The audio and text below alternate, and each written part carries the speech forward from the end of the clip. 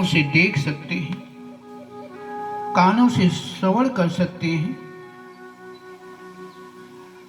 नासिका से सूंघ सकते हैं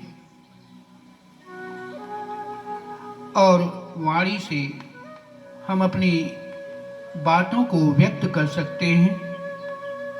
हाथों से हम कर्म कर सकते हैं, पांव से चल सकते हैं।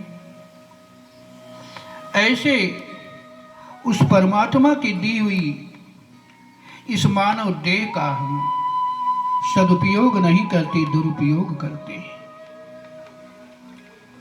जहां हमारा हृदय सद्भावनाओं, संस्कार, शुद्धता, संयम,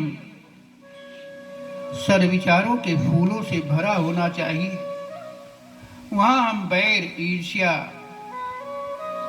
द्वेष,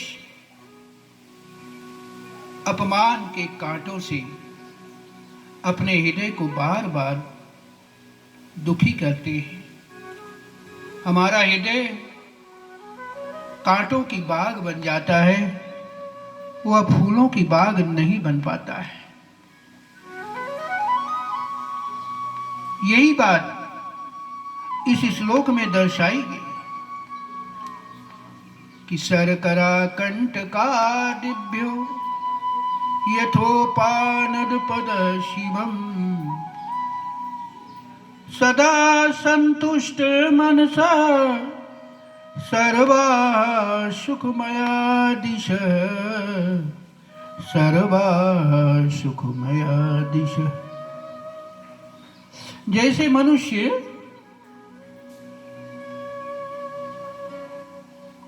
नंगे पांव चलता है रास्ते में, पथ पर, मार्ग पर, तो उसे भय बना रहता है कि हमारे चरण में कांटे गड़ेंगे, कंकड़ चुभ गड़ेंगे,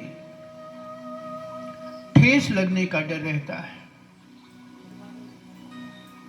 लेकिन जब वही मनुष्य जूता अपने चरण में धारण कर लेता है तो वह समस्त कांटों और कंकड़ों से और ठेस से वह निर्भय हो जाता है और फिर वह निर्भय हो करके अपने मार्ग पर चलने लगता है।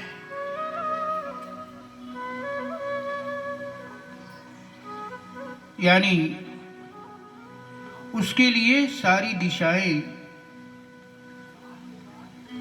सुखमयी हो जाती हैं, वह अनंत सुख की प्राप्ति करने लगता है। निर्भय होकर जगत में विचरण करता है कि अब मेरे पांव में जूता है, मेरे पांव में चरण पादुका है,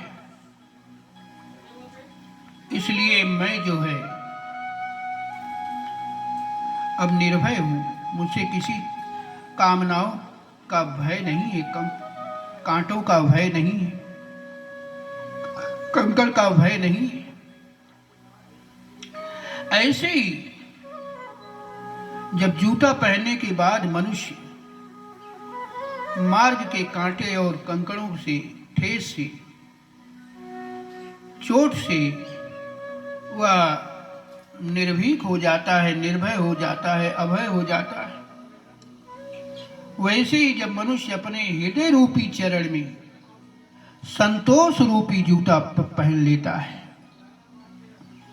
जब मनुष्य अपने हृदय रूपी चरण में संतोष रूपी जूता धारण कर लेता है तो उसे उसके हृदय रूपी चरण में कामनाओं के कांटे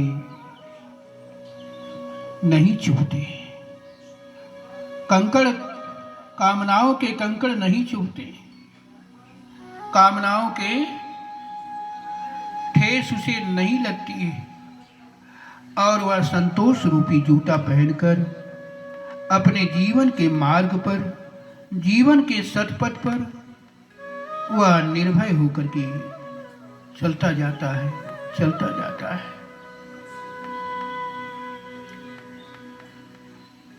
गोधन गज धन बार राजी धन और रतन धन खान जब आवे